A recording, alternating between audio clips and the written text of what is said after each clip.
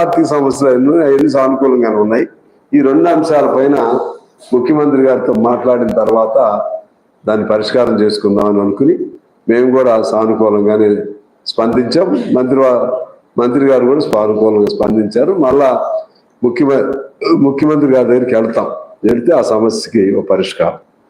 ఈ రెండో అంశం, నిన్న రేవంత్ రెడ్డి గారు ఆయన ఆవేదనతోనూ ఆవేశంతోనూ ఆందోళనతోనూ ఒక ప్రకటన చేశాడు.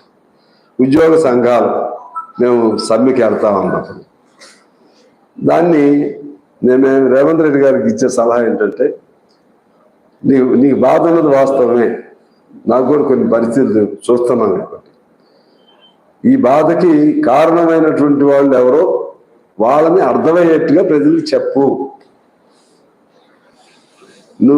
మీరు అధికారంలోకి వచ్చేటప్పటికే 60 నుంచి 70 వేల కోట్లు బకాయిలు ఉన్నారు. అప్పు కాదు, బకాయిలు. మీరు అధికారంలోకి వచ్చేటప్పుడే 1వ తారీఖు వీళ్ళు జీతాలు ఇవ్వని పరిస్థితి ఉంది బీఆర్ఎస్ వాళ్ళు. మీరు అధికారంలోకి వచ్చేటప్పటికే ఈ అవుట్ సోర్సింగ్ కాంట్రాక్ట్ కార్మికులు వాళ్ళకి పంచాయతీలు మున్సిపాలిటీల్లో 5 నెలల నుంచి 6 నెలలు జీతాలు ఇవ్వని పరిస్థితి ఉంది. బీఆర్ఎస్ కూడా అనేక హామీలు, ఒక్క హామీ కూడా నెరవేర్చలేదు. ఆ మేరకు మీరు కొద్దిగా గొప్ప చేస్తున్నారు. అది చెప్పండి, అది వివరంగా చెప్పండి.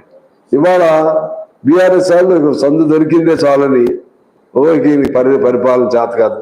మీరేమో లోపల దాచుకుని తెలివిగా మొత్తం వచ్చేవాడి మీద బురద చల్లి ఆ ఊబి సుడిగుండం తయారు చేసి అందులో పడిన కొట్టుకోమని మీరు హాయిగా వెళ్ళిపోయారు. మీరు ఇప్పుడు ఒడ్డున ఉన్నారు. ఒడ్డు నుండి పరిపాలన చేత కాదు. మీకు చేతనైతే జీతాలు ఎందుకు ఇవ్వలేదు 1వ తారీఖున? నేను స్పష్టంగానే అడుగుతున్నాను. ఎందువల్లంటే బీఆర్ఎస్, నేను ప్రతిపక్షమే, కానీ మీరు చేసిన తప్పులను కూడా మేము మాట్లాడాలి. రేవంత్ గారికి సలహా ఇస్తున్నాం, ఇటువంటి దాన్ని ఎలా బయటపడాలి.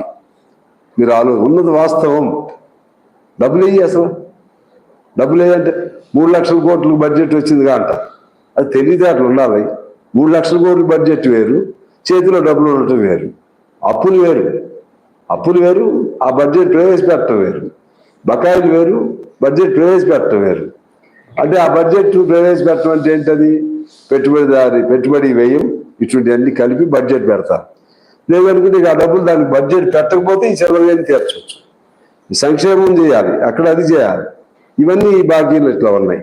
అందువలన దానికి దీనికి పొంతం లేకుండా ఇంత పెరిగింది. మా కేసీఆర్ ఉన్నప్పుడు ఎంత ఉండేది, ఇప్పుడు ఆదాయం ఎంత పెరిగింది. మరి పెరిగితే ఎందుకు మీరు అప్పులు చేశారని నేను అడుగుతున్నా. ఆదాయం పెరిగింది వాస్తవమే, ఆదాయాన్ని మించిన అప్పులు చేసింది కూడా వాస్తవం. చేతి బకాయిలు, చేపదుళ్ళు పేరుతో చేసింది వాస్తవం. అలాగే అప్పులు, బకాయిలు, ఫీజులు కానీ, చిన్న సర్పంచులు కానీ, కాంట్రాక్టర్లు కానీ రోజు నరకం చూస్తున్నాం. నా దగ్గర కూడా అనేక మంది వస్తున్నారు. కారణం ఇది ఎట్లా పరిష్కారం అవ్వాలి? ఎప్పటి నుంచి ఉంది ఇది? అప్పటి నుంచే ఉంది. అప్పటి నుంచి అది ఆ వారసత్వం వచ్చింది దానికి. నేనేమో సిన్సియర్గా నేను చెప్పేది ఏంటంటే, రేవంత్ రెడ్డి గారిని ఆవేశం వద్దు. ఆవేశంతో ఉపయోగం జరగదు. మీకు బాధ ఉండొచ్చు. ఉద్యోగ సంఘాలు సహజంగా వాళ్ళ బాధ ఆడుకుంటుంది. ఉద్యోగ సంఘాలు సమ్మె చేస్తూ ఉంటారు. అట్లీస్ట్ మేము కూడా సమ్మె పిలిపించాం కదా. సమ్మె చేస్తా ఉన్నప్పుడు పిలిచి చర్చించండి. ఉద్యోగ సంఘాలని కూర్చోబెట్టుకోండి పక్కన. వాళ్ళు అడిగేది ఏమిటి వినండి. నన్ను మమ్మల్ని పిలిచినట్లుగా మంచిదే. ఇప్పుడు కమిటీ వేశారు, సంతోషం. ఆ విధంగా వాళ్ళని పరిగణలో తీసుకోండి. పరిగణలో తీసుకుని వాళ్ళు చెప్పేవి కూడా విని వాళ్ళకి మీ బాధలు కూడా చెప్పండి. మీ ఒకవేళ అప్పుడు కానీ బాధలు చెప్పి అసలు పరిష్కారం చేయకుంటే కూడా కుదరదు. సపోజ్ బకాయిలు ఉన్నాయి. బకాయిలు కొద్దిగా ఇవ్వండి. ఒక రిలీఫ్. ఇప్పుడు కాలేజీలు ఉన్నాయి, వాళ్ళకి సపోజ్ ఒక 50 కోట్లు రావాలి ఒక కాలేజీకి పిల్లలది ఫీజు రియంబర్స్మెంట్.